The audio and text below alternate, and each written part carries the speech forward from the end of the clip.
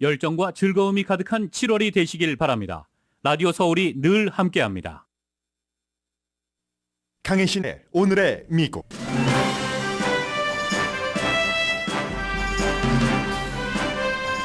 우주항공국 나사는 7월도 기록상 가장 더운 달이 될 가능성이 높다고 밝혔습니다. 미국의 무더위는 8월까지 이어질 것으로 예상되고 세계적인 폭염 등의 기후변화는 인간의 일용 양식도 위협합니다.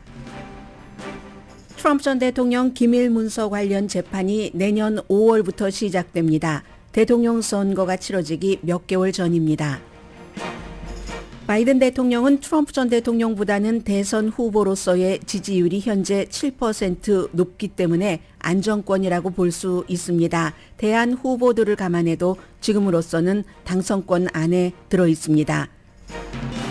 그러나 경제가 나아지고 있는데도 전반적인 국정 수행 능력에 대한 지지도가 올라가지 않고 있고 이게 몇 개월 안에 회복되지 않으면 위험할 수 있다는 지적이 나옵니다.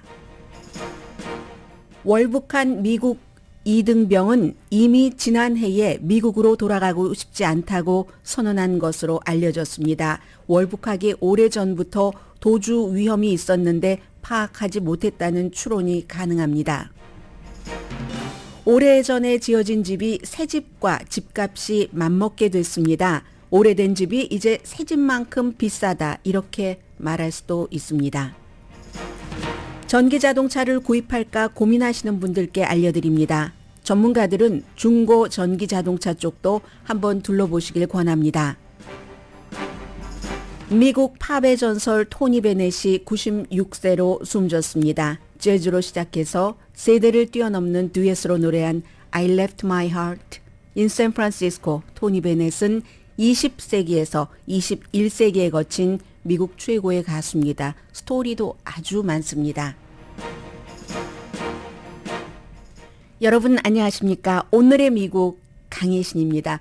오늘 금요일이니까 제가 출근하기 전부터 그러니까 출근하려고 자동차를 타고 아침 뉴스를 준비하는 그때까지를 쭉 좀 전해드리겠습니다. 태양이 떠오르기 전입니다. 제가 출근할 때는 우선 이렇게 나오는데요.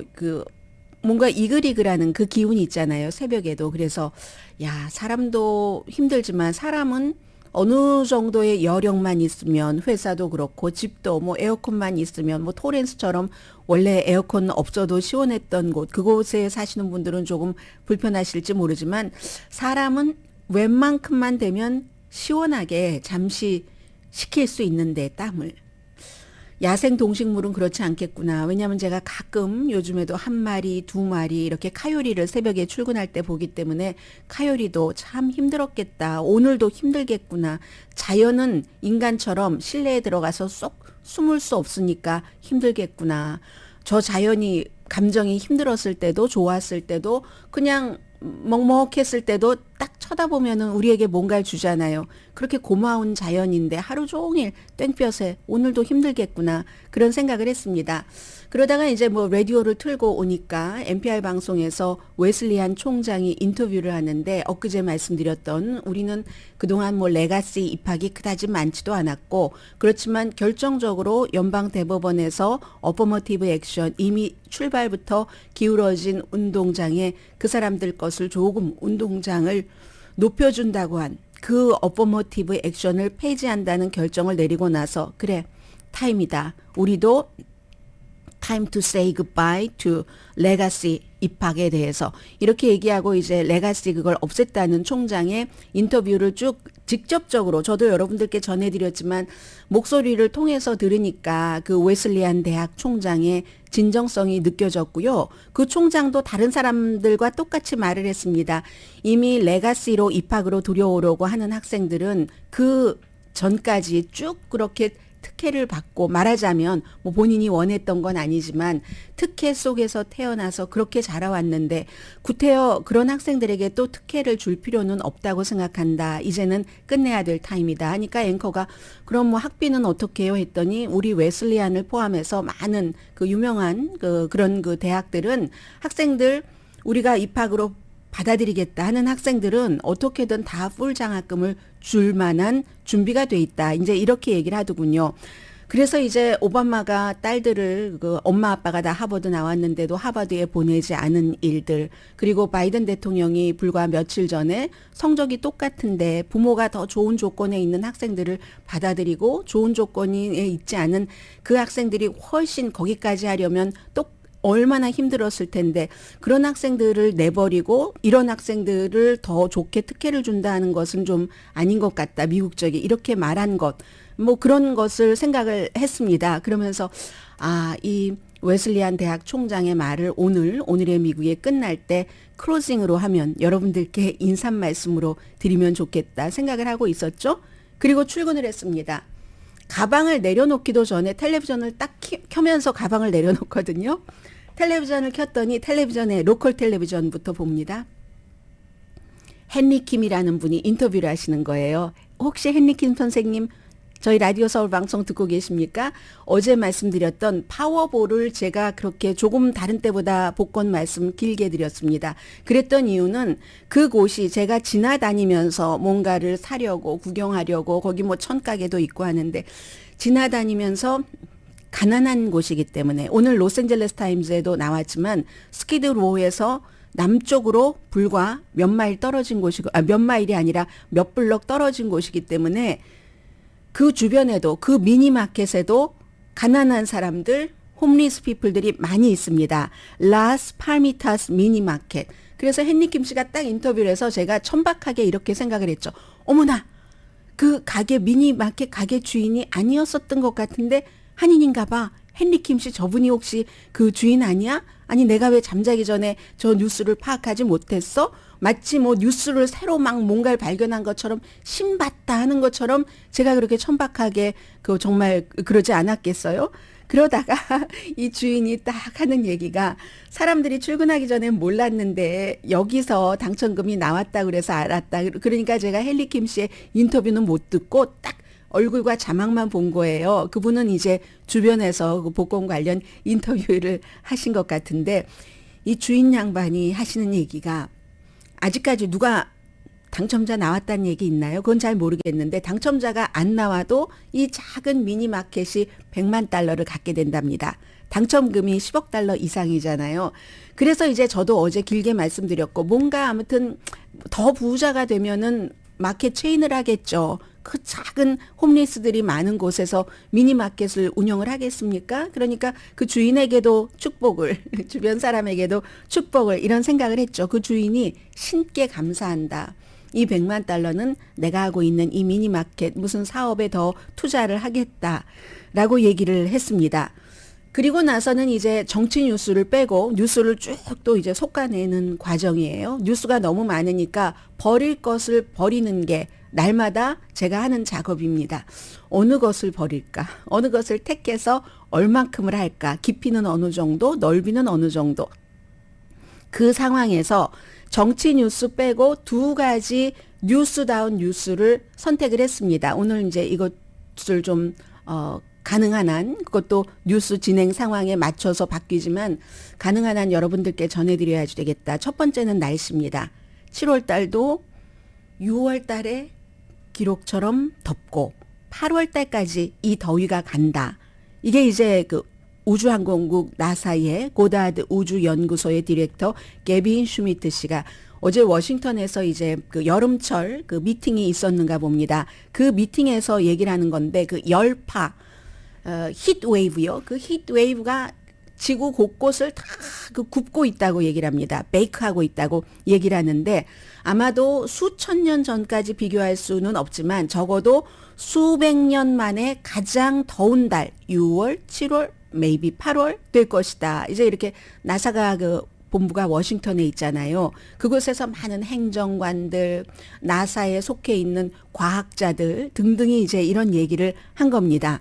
나사의 여름 미팅에서도 주요 변화가 주요 기후 변화가 주요 안건이 되는 겁니다.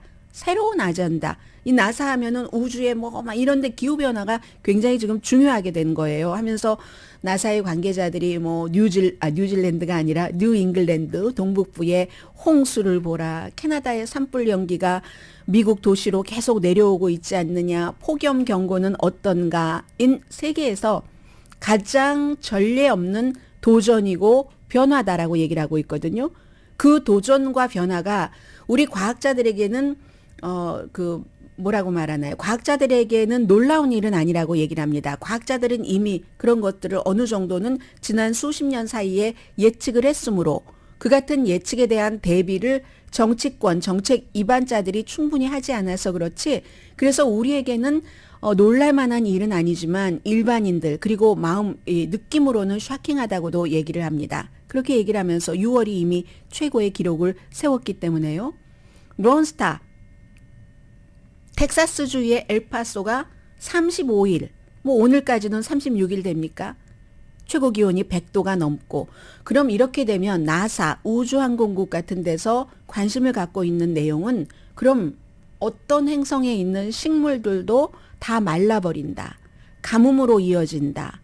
스페인에서 오죽하면 그 중세의 물길을 파겠습니까? 딱 이런 뉴스를 보니까 새벽에 정말 그 깜깜해서 보이지도 않는 그 자연의 열기가 느껴졌던 그런 것들이 이렇게 오버랩 되졌습니다. 그리고 물고기도 숨져가잖아요. 여러 가지 이유로 꼭 기후변화뿐이 아니더라도 그러나 막 기후변화로 작은 물고기들이 막 수없이 해변가에 와서 숨져 있는 이런 것들을 우리가 보잖아요. 7월 말 이전에 지금 7월 21일입니까? 48개 주로 폭염이 쭉 그 확산이 된답니다. 사우스 플로리다 주변의 물의 온도는 이미 90도 중반, 전례 없는 온도입니다. 멕시코만 저쪽 뭐 지중해는 안 그렇습니까? 다 마찬가지죠.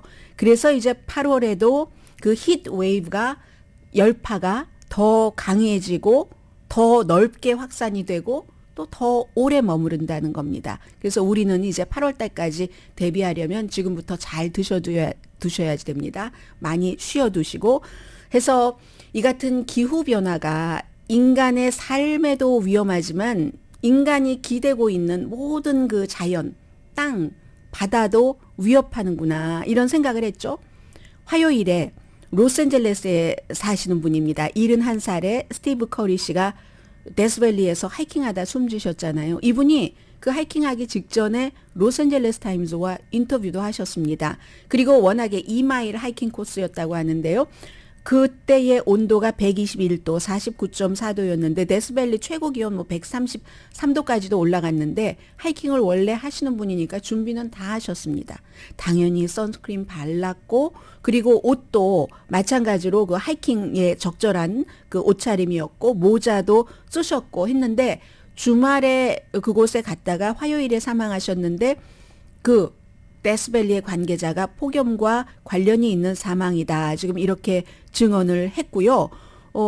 그래서 인간이 그 기대하는 땅과 나무와 동물과 물고기를 위협을 한다는 것은 그들이 힘들다. 아침에 제가 감상적으로 생각했던 저들도 힘들겠네. 예서 벗어나서 우리의 일용 양식이 줄어든다는 거잖아요. 일용 양식이 줄어들고 다 말라버리니까 식물도 동물도 숨도 쉬기 힘드니까 그 일용 양식을 길러내는 자연의 능력을 약화시키는 거죠. 이 같은 극단적인 더위가 인간의 생산성을 줄이는 것과 똑같이 그렇다는 거죠.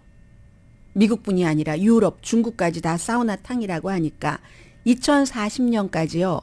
온난화 이전에 비해서 12배 더 많이 극단적인 기온을 기록을 할 것이라고 나사 관계자들이 얘기를 합니다.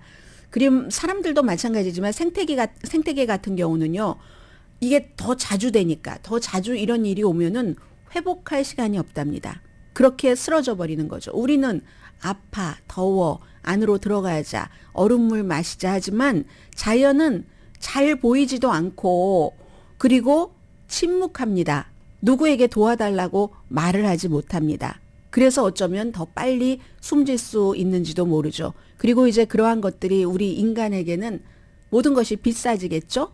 우리가 먹을 수 있는 그런 모든 것들이. 그래서 저는 어디선가 농부가 얼마나 지금 한숨을 쉬고 있겠습니까? 농산물이 엄청 올라서 가격이 비싸져도 내가 낼 수 있는 그 정도의 가격이라면 하나도 불만하지 말아야지. 이렇게 생각을 했습니다. 그리고는 이제 다른 뉴스들을 막 찾다가 중간에 일을 하고 있다가 뭐 한두 시간 지났을까요? 토니 베넷 사망 소식이 나온 겁니다. 토니 베넷.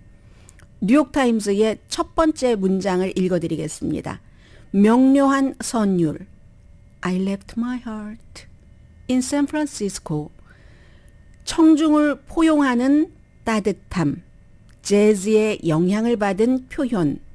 매혹적인 단순한 해석과 음악 표준으로 미국 노래를 세계에 퍼뜨리고 세대를 넘는 팬을 갖고 있던 그가, 세대를 넘는 팬만 가졌습니까? 세대를 넘는 그런 그 공연도 함께 했죠. 뒷부분에 다시 또 전해드리겠습니다만은 그런 그가 토니 베넷이 금요일 맨하탄에 있는 집에서 사망했습니다. I left my heart in San Francisco 때문에 토니 베넷의 고향은 샌프란시스코일 것이다. 다이언 파인스탄과 함께 샌프란시스코에 열차 막 처음에 하고 할 때 옆에서 시승식 하고 있었던 근데 뉴요커인 겁니다.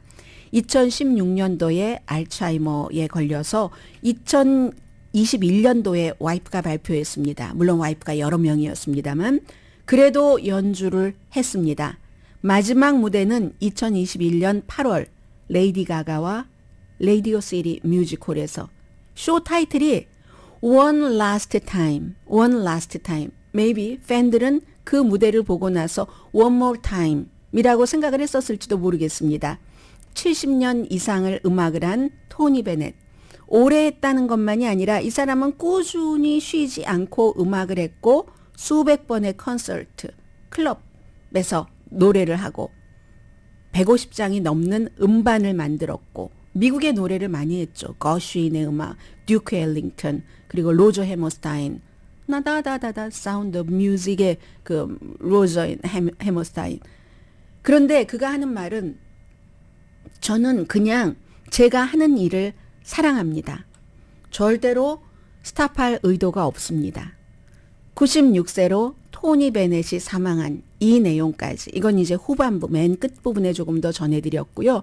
이게 금요일 제가 출근할 때부터 뉴스를 준비하는 과정까지의 미국의 탑 뉴스들이었습니다.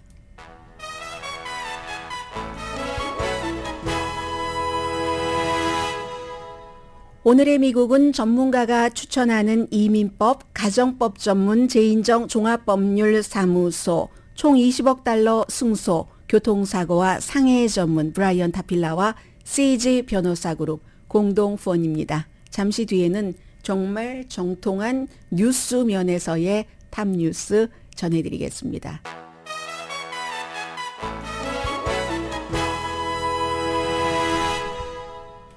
라디오 서울 방송 오늘의 미국 듣고 계십니다. 이 월북한 미국의 이등병 트라비스 킹, 이 이등병에 대해서 여러 가지 뉴스들이 지금 나오고 있는데요. 미군 자료를 이제 미국 매체니까 볼 수 있는 겁니다. 내부 문건을 메신저가 봤는데 미군조차도 사실은 조금 이걸 신경을 썼어야지 되는데 그런 일들을 지금 발견을 하는 겁니다. 타임라인을 쭉 보여주고 있는데요. 한국 뭐 시민 폭행부터 등등해서 2021년 1월 달에 이제 육군에 조인을 해서 한국에 갔는데 2022년도에 9월 4일 그때 이제 그 뭐라고 해야지 되죠? 군대 다녀오시는 분들은 다 아실 텐데 이래서 경험이 중요하다니까요. 뉴스 할 때도 왜 아침에 일어나면 군인들이 뭐 이렇게 군인들 얘기하는 거 있잖아요. 저 출석 부르는 건 아는데 그 군인들 출석 그걸 9월 4일에 출석 부르는 것을 거기 이제 실패한 겁니다. 빠진 겁니다. 그리고 나서 그 accountability 그 formation이라고 하는데 미국 말로는 그렇게 얘기를 한답니다. 그리고 나서 없었어요. 아침에 없었고 이런 말을 남겼다는 거예요. 그 조사 과정에서 보니까 난 부대로 돌아가고 싶지도 않고 미국으로 돌아가는 것도 거부한다.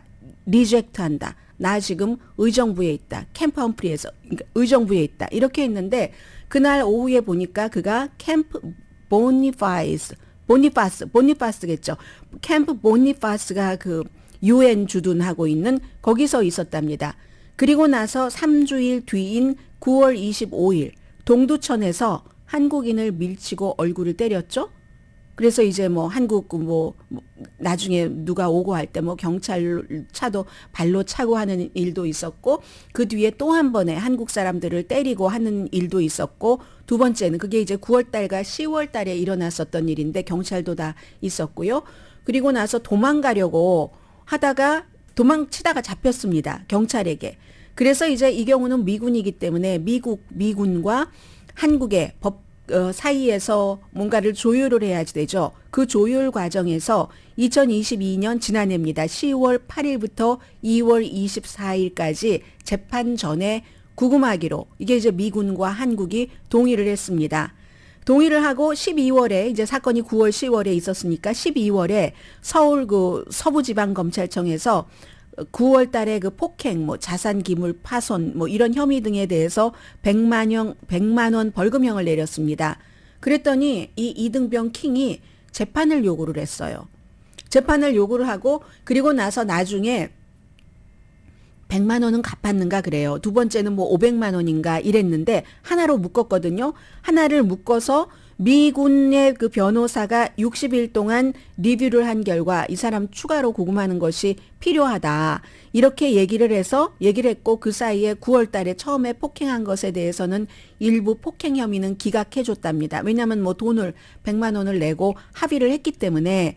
그런데 10월 달 케이스요. 이 10월 달 케이스는 공무집행 방해도 있고 경찰차 막 차고 막 이랬었던 그런 것에 대해서 이제 2월 달에 이 사람이 구금돼 있으니까 이제 뭐 중대장 뭐 이런 사람들이 방문을 했더니 나는 500만 원 그거 안 내겠다. 그냥 노동을 치겠다. 이렇게 얘기를 한 거예요. 천안에 있는 교정국에서. 그래서 아마 돈을 안 낸 것 같습니다.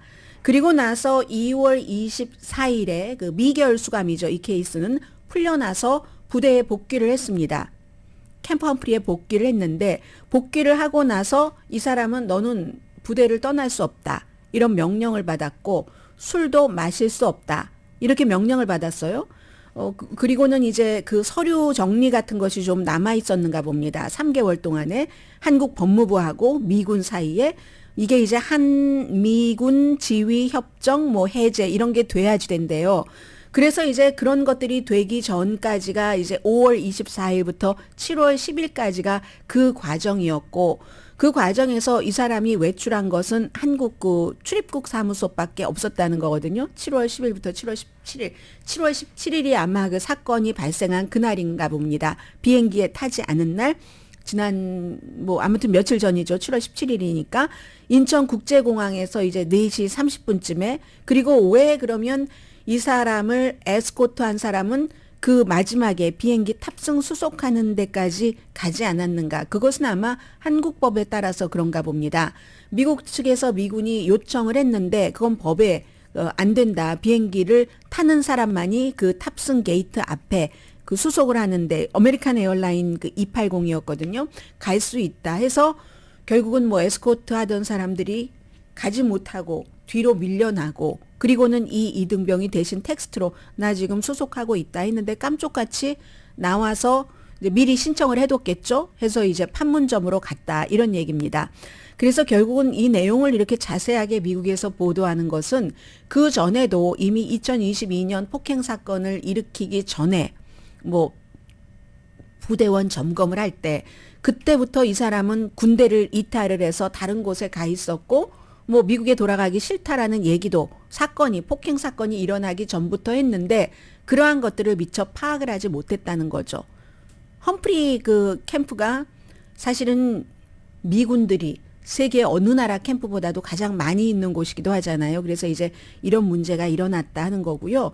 만약에 그렇다면 그가 벌써 지난해부터 미국으로 돌아오기를 원치 않았다라고 하면 이게 이제 미국으로서는 북한과 미국 시민이니까 돌려달라 이렇게 할 때 여러 가지를 생각을 계산을 해야 되는 거잖아요. 지금 이 이등병과 킹과 접촉을 할 수 없는 상황에서. 그렇기 때문에 이거는 이 한 케이스뿐만이 아니라 미국과 북한과의 어떠한 그 외교 관계, 이게 잘 풀릴 것인가 풀리지 않을 것인가 하고도 상당히 지금 이게 얽혀 있는 거죠. 그래서 저도 날마다 보도를 해드리고 있습니다.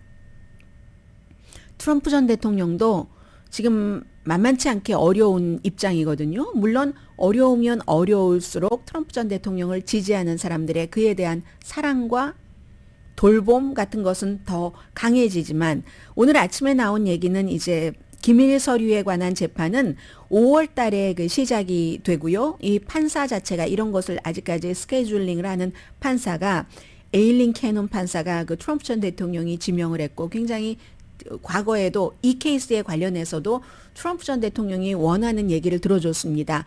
그런데 이번에는 트럼프 전 대통령은 maybe 이것보다 더 뒤를 원했죠.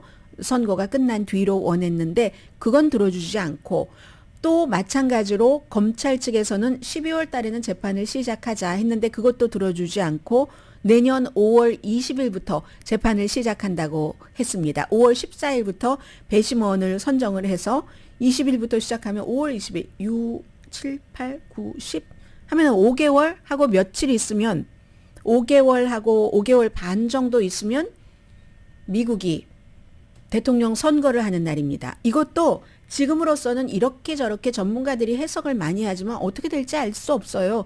그 재판이 만약에 저는 시작이 될지도 모르겠다는 생각도 들고요. 왜냐하면 트럼프 전 대통령이 연기를 할 것이기 때문에 가능하면 그러다 또 마음을 바꿀 수도 있지만 이걸 더 내가 부당하게 재판받는다 해서 표를 모은다고 판단을 하면은 뭐 나중에는 끝까지 연기하자라고 안 할 수도 있지만 연기를 할 수도 있고 두 번째는 자꾸 재판이 진행되는 과정에서 지금의 여론조사 결과는 무당파가 아무래도 저 사람은 문제가 많아. 안 되겠어. 뭐 바이든도 여러 가지 약한 고리들이 많이 있지만 그래도 트럼프는 아니지라고 생각할 수도 있지만 또 반대로 그 사이에 또 무슨 일들이 일어날지 모르거든요. 그래서 이건 지금 성급하게 판단하기는 굉장히 힘든 거고요. 그리고 5월 20일이면 이미 민주당의 예비선거 큰 건 다 끝난 뒤입니다. 슈퍼 튜스데이 같은 것은 5월 달 이전에 표가 많이 모여 있는 그런 주의 선거는 끝나잖아요. 그래서 이제 그런 37개 혐의에 대한 기밀 문서에 대해서 기소된 이 재판은 5월 20일부터 현재는 시작 예정입니다. 그리고 나서는 그 조지아주의 풀튼 카운티 검사가 기소할 증거를 이미 너무 많이 확보했다. 이런 내용들이 지금 나오고 있습니다. 파니 윌리스 검사인데 원래는 처음에는 뭐 기소를 할지 기소를 하지 않을지는 보면서 결정하겠다 했는데 지금 뭐 측근 다 기자들은 연줄이 있잖아요. 그 연줄에 따라서 좀 취재를 해보니까 범죄 증거에 뭐 검사도 놀랄 정도다. 이 정도 되면 이제 기소를 할 수밖에 없다는 얘기입니다. 전에는 좀 잘 저울질을 해보겠다라는 얘기였는데 디테일한 것. 어떻게 트럼프 전 대통령이 총무처 장관에게 투표를 뭐 거의 12,000표를 더 만들어내라라고 했다던가 그 디테일에 있어서 이건 기소를 하지 않을 수 없다라는 상황이라는 거거든요. 그럼 지금 7월 21일입니까 오늘? 그런데 8월 첫 번째 주나 두 번째 주 사이에 여기에 대해서 또 기소가 되는 겁니다. 선거. 기밀 문서 게다대고 또 다음 주가 되면은 의사당 폭동 사건에 대해서도 기소될 가능성이 있고 그러니까 트럼프 전 대통령으로서는 결코 좋은 입장은 아닙니다. 이 많은 기소가 트럼프 전 대통령을 지지하는 사람들에게 저 사람을 도와줘야 되겠어 하는 뭐 여러 가지 심지어 연민의전까지 애드된다 할지라도 본인이 정신이 없습니다. 여러 가지 재판이 다 몰려 있기 때문에 집중을 하기가 어렵다는 거죠. 선거 캠페인에. 그리고 그 선거 캠페인은 오로지 내가 감옥에 들어가지 않게 감옥에 가느냐 백악관으로 가느냐 둘 중에 하나이기 때문에 감옥에 가지 않게 하는데 최선을 다해서 전략을 짜는 게 트럼프 전 대통령의 지금의 선거 캠페인입니다. 그렇다고 그럼 바이든 대통령이 아주 좋은 위치냐? 꼭 그렇진 않습니다. 지금 경제 좋아지고 있다. 아무리 한인타운에서 많은 분들이 너무 힘들어요. 굉장히 나빠질 거예요. 얘기를 하더라도 도도한 흐름은 데이터대로 가는 경우가 많습니다. 설령 나의 경제 기반이 그렇지 않다 할지라도 평균적인 전체적인 것은 인플레이션도 이젠 4% 조금 아래까지 내려갔고 그리고 바이든 대통령에게는 라이벌이 이렇게 문제예요. 앞서 말씀드린 것처럼 그런 문제가 있는데 그런데도 바이든 대통령 지지율 40%막 간당간당하잖아요. 이거 문제 있는 거다. 이 지지율이 뭐 몇 개월 안에 많이 회복되지 않으면 이건 문제다. 왜 문제라고 보냐면요. 어제 이제 머머스에서 여론조사를 한 것을 보니까 지금 제3의 후보가 나온다는 얘기가 많잖아요. 조 맨신, 웨스트 버지니아의 뭐 연방 상원의원도 그렇고 전에 막 오토바이 타고 선거 캠페인하고 했던 유타의 전 주지사였던 존 헌츠먼, 뭐 트럼프 시대의 공화당입니다. 이 사람은. 조 맨신은 민주당이고. 그런데 같이 공화당과 민주당이 정말 최초로 대통령, 부통령, 러닝메이트로 나올 수도 있다 하는 제3당의 그림을 그리는 사람들이 있습니다. 그래서 존 헌츠먼 같은 경우는 뭐 부패할 이유도 없고 너무 부자니까. 그래서 이제 이 두 사람이 나온다 할지라도 바이든이 제일 좋다, 이긴다. 이 두 사람에게는 의미 있는 정도의 투표는 가지 않는다. 이런 여론조사가 나왔거든요. 그리고 그 같은 여론조사에서 바이든 대통령이 오늘 선거가 치러지면 트럼프 전 대통령을 7% 차이로 이깁니다. 대통령 선거에서 7%포인트 차이면 아주 큰 겁니다. 물론 오늘이지만요.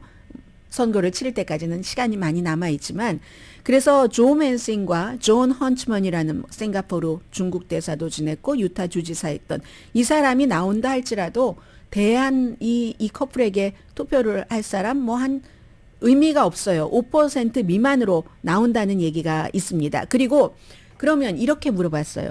대안이 있을 때 제3당, 노 레이블 이런 데서 만들고 있잖아요. 지금 금태섭의 당, 뭐 이런 당처럼 뭐 당은 아니더라도 어쨌든 후보를 내는 것을 하고 있는데 대안이 있을 때의 바이든의 지지율 하면은 그 지지율이 바이든을 지지하겠어 하는 게 지금의 47%에서 37%로 내려갑니다. 10%포인트 내려갑니다. 그런데요. 역시 이런 대안이 있을 때 트럼프를 지지하겠다. 40%에서 이거 몇 퍼센트로 떨어졌죠? 이 바이든 대통령보다 조금 더 떨어졌거든요. 40%에서 바이든 대통령이 10%인데 트럼프 대통령은 제가 여기 숫자를 지금 잘못 써놔서 그래요. 12%로 기억이 되는데 아무튼 바이든보다 더 많이 떨어집니다. 그러니까 바이든 대통령은 어차피 넘버원 대안 팀이 대통령 부통령으로 당선될 가능성이 없다. 넘버 2 대안 팀이 나오면 트럼프 전 대통령은 지금보다도 바이든보다도 더 떨어진다. 같이 대결을 할 때. 그렇게 따지면 이래저래 바이든 대통령이 선거에서 이길 확률이 지금으로서는 굉장히 많다는 겁니다. 그런데요. 지지율이 빠른 시일 안에 적어도 한 달 정도, 늦어야 2달, 이 정도 안에 40%대에서 움직여주질 않으면 그러면 바이든 대통령도 입지가 힘들어질 수 있다는 겁니다. 입지가 힘들어지면 그 다음엔 누가 민주당에서 게빈 뉴섬 같은 사람이 제가 나가볼까요? 뭐 이럴지 who knows. 해서 왜 입지가 힘들어지는가? 왜냐하면 레이건 대통령과 빌 클린턴 전 대통령 어려운 일들을 많이 경험을 했죠. 많이 정치 재선 치르기 전에 힘들기는 했지만 빌 클린턴 전 대통령은 뭐 탄핵 재판까지 갔었잖아요. 정직성의 문제 때문에 인턴과 뭐 성관계를 가졌다. 그것도 문제지만 그게 아니라 대배심에서는 결국 그래놓고 아니라고 발뺌했잖아. 거짓말했잖아. 했는데도 불구하고 그건 이제 그 당시만 하더라도 사적인 영역으로 두는 어느 정도의 그 아량 같은 것이 있었으니까 그랬는데 경제가 좋아지기 시작하면서 지지율이 올라갔습니다. 그리고 재선에 성공을 했고요. 레이건 대통령도 마찬가지입니다. 경제가 좋아져서 그래서 그때부터 계속 문제는 경제야 스투핏 소리가 나오게 되는 겁니다. 해서 만약에 바이든 대통령이 한 달, 늦어도 2달 안에 지지율이 회복되지 않는다면 아니 경제가 괜찮다는데도 왜 지지율이 회복되지 않아? 사람들은 왜 그렇게 생각할까요? 나이가 너무 많아. 너무 자주 넘어져. 너무 말 실수를 자주 해. 저거 아마 나이와 관련이 있는 것지도 몰라. 그럼 약한 사람이야. 약한 대통령을 둘 수는 없지. 대통령으로서 유능할 수가 없어. 임기는 4년인데. 이렇게 생각하는 사람이 점점 늘어날 수도 있다는 그런 우려를 하는 전문가들이 많습니다. 자, 잠시 뒤에 경제 뉴스 전합니다.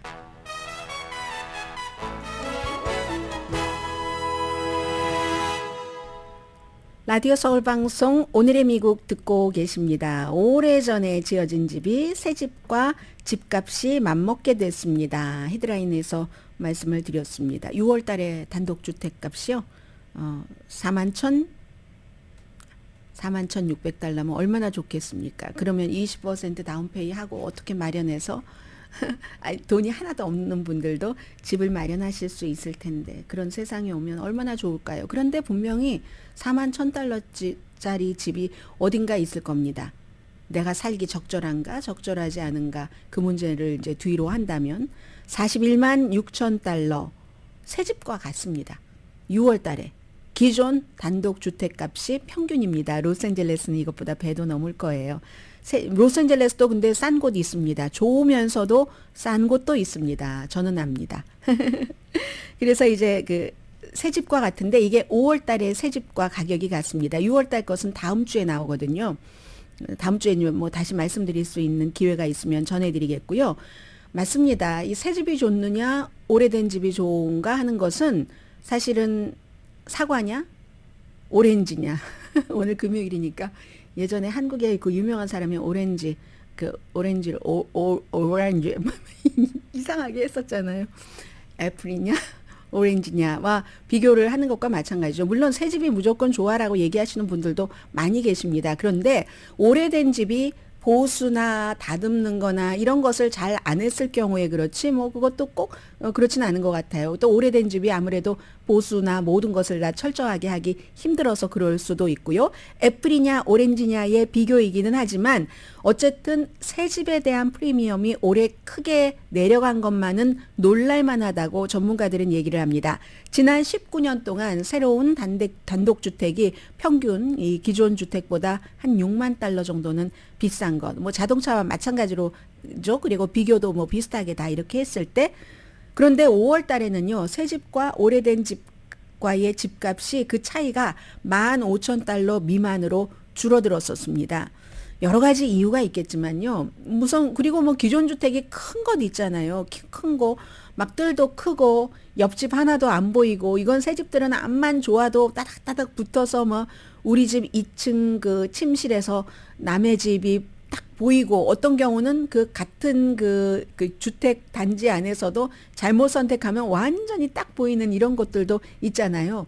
그런 것은 없죠. 프라이버시도 보장이 되고 조금 더 다정하고 아늑하고 그런 면이 있고 또 하나 집값이 이렇게 차이가 줄어들게 된 가장 큰 것은 이런 일이라고 하네요. 주택을 짓는 분들이 집을 처음 사는 사람들에게 집을 보급하는 것에 포커스를 최근에 많이 뒀었기 때문에 그런 경우는 작잖아요. 작으니까 작고 뭐 등등 해서 그런 이유로 아무튼 그렇답니다. 그러니까 이거 정말로 사과냐 오렌지냐의 비교인 거예요. 다. 그래서 새 집이 좋다. 그래서 오래된 집이 좋다라고 할 수가 없는 거고요. 전기 자동차에 대해서 조금 말씀드리겠습니다. 제가 새벽에 출근하면서부터 이렇게 나올 때 앞에서 말씀드린 것 가운데 뭐 빠진 느낌의 몇 가지 운전하는 시간이 저는 그다지 길지는 않거든요. 그런데 이제 뉴스를 들을 때 어떤 때는 100% 뉴스에만 집중을 해야지 되는 때가 있지만 어떤 때는 한 귀로 뉴스 들으면서 한 귀로는 상념의 나래를 펼치게 되는 그만큼 뉴스가 완전히 막 긴장할 만한 것은 아니라는 뜻도 되는데 거기서 제가 그 자동차를 생각을 했거든요. 저도 지금 이제 자동차를 어떻게 하는가 뭐 생각을 하고 있기 때문에 여러분들께도 도움이 될 것 같습니다. 전기 자동차를 특히 구입을 할까? 캘리포니아주는 이제 조금만 더 있으면 새 차는 전부 전기 자동차여야지 되고 하니까 그런 분들께 알려드립니다. 전기 자동차의 경우는 중고를 보시는 분들이 많지 않으신 것 같은데 전문가가 악시오스가 중고차를 보시라고 얘기를 합니다. 일반 자동차는요, 중고를 사시는 비율이 한 2배 정도는 많은 것 같아요. 전기 자동차도 물론 뭐 중고 사시는 분들도 계시지만 전기 자동차야 나온 지 얼마 안 되니까 중고 시장에 나올 만한 것들이 그다지 많지 않았던 것도 사실이고요. 어쨌든 요즘은 선택의 폭이 많아져서 가격도 싸지고 뭐 연방 보조도 주고 해서 중고 전기 자동차가 올 2, 4분기에 뭐 4만 1,000대가 팔렸는데 1년 전보다 36% 많아졌답니다. 새로운 전기 자동차 값은 평균 5만 5천 달러. 그것도 지난해보다는 조금 줄어들었네요. $10,000, 거의 $10,000. 중고 전기 자동차 값은 평균 41,630달러. 지난해 55,000달러였대요. 많이 줄어들었죠. 거기다 대고 연방 보조금도 받아서 구매 가격의 거의 30%까지. 그런데 이건 이제 라이센스 있는 곳에서 해야지 되고요. 라이센스 없이 개인이 하는 것도 방법은 있습니다. 악시오스가 이걸 설명을 해주는데 수입 제한도 있어요. 혼자 세금 보고하면 75,000달러, 더블 보고면 112,500달러. 살 때 마일리지 잘 보셔야지 되고요. 예를 들어서 2011년부터 2017년까지 만들어진 니산 리프 같은 거 흔하잖아요. 복스웨건 골프 같은 거, BMW i3 같은 거 모두 마일리지가 100마일 아래입니다. 제가 전기자동차 타봐서요. 제가 처음에 탔던 그 전기자동차가 마일리지가 87마일이었거든요. 불편할 수 있습니다. 그런데 긴 모델도 있어요. 그 길이가 그 마일리지가 뭐 쉐비 볼트가 그래서 전기자동차로 환영을 받고 현대 코나도 그렇습니다. 그래서 이런 현대 코나나 쉐브론 볼트 같은 경우는 잘 협상하면 25,000달러 미만에 살 수도 있고 테슬라는 비쌉니다. 그래서 중고자동차 판매는 보통 개인적으로 한 45%가 개인적으로 오고 가고 하는데 근데 전기자동차 경우 그렇게 하면은 세금 혜택 받고 이러는 거 안 되니까 딜러. 근데 있다는 거예요. 새로운 앱이 있어서 캐러멜, CARAMEL. 제가 딱 이것 보고 이거 악시오스 이 기사 이거 비즈니스 기사 같네 이런 생각을 했습니다. 생각하다가 근데 도움이 되네? 그러면 와이낫이라고 생각을 했거든요. 그래서 카라멜이라는데 여기는 이제 양쪽에서 동의하면은 디지털로 체크아웃하고 보험, 뭐 워런티, 뭐 파이낸셜 에이드도 다 해준다고 하거든요. 라이센스 딜러 여러 주에서 있고 아무튼 제가 볼 때 분명히 이거 선전 기사 같아요. 그래도 도움이 되니까 아무튼 이런 방면으로 머리를 열어놓고 이제 전기 자동차를 사실 때 중고도 생각을 하셔라 하는 얘기가 이미 나오고 있고요. 잠시 뒤에 마지막 만날 남자가 있습니다.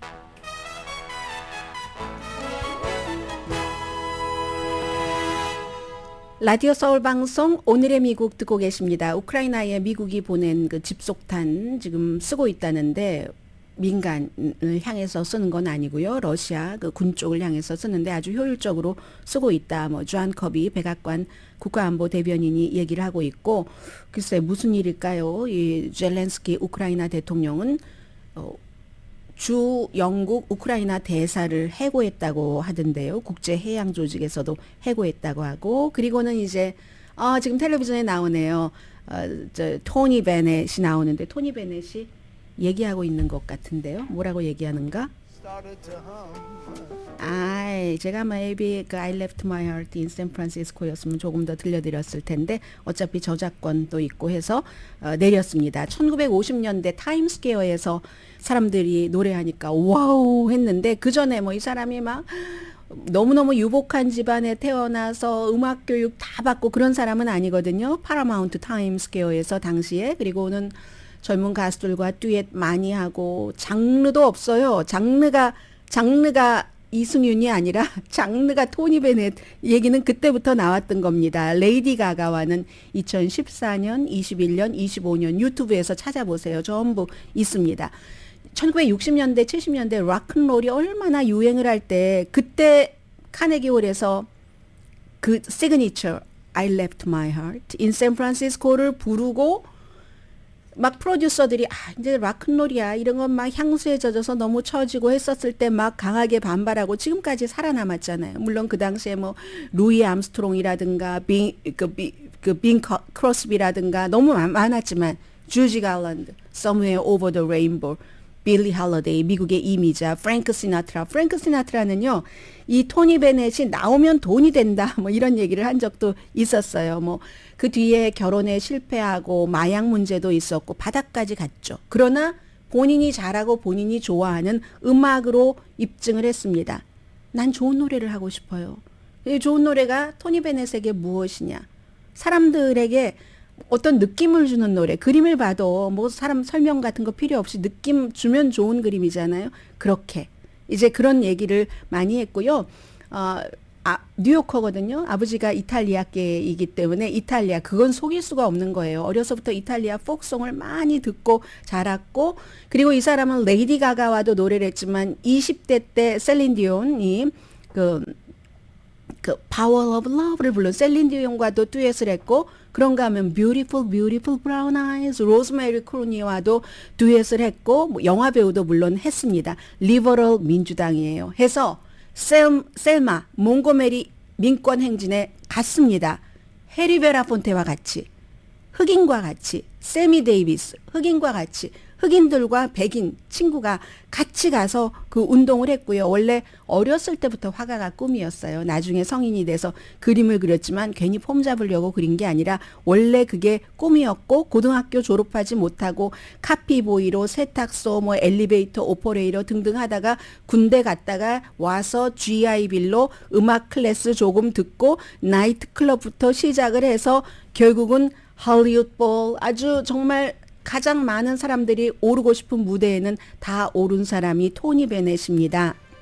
오늘의 미국은 전문가가 추천하는 이민법, 가정법 전문 재인정 종합법률 사무소 총 20억 달러 승소, 교통사고와 상해 전문 브라이언 타필라와 CG 변호사 그룹 공동 후원이었습니다. 10시에 좋은 아침, 좋은 하루 방송됩니다. 그냥 저는 제가 하는 일을 사랑합니다. 스탑할 뜻이 없습니다. 이렇게 얘기하는데요. 그런 때 세계적으로 많은 사람들이 존중하는 사람이 그냥이라고 얘기하는 것은요. 그 본인이 하고 있는 일이 그 사람 자체일 때. 그러니까 좋은 일을 해야지 되기도 할 테고 본인이 좋아하는 일을 이 토니 베넷에게 그냥은 그냥이 아니었습니다. 음악에 대한 사랑이었습니다. 강희신이었습니다.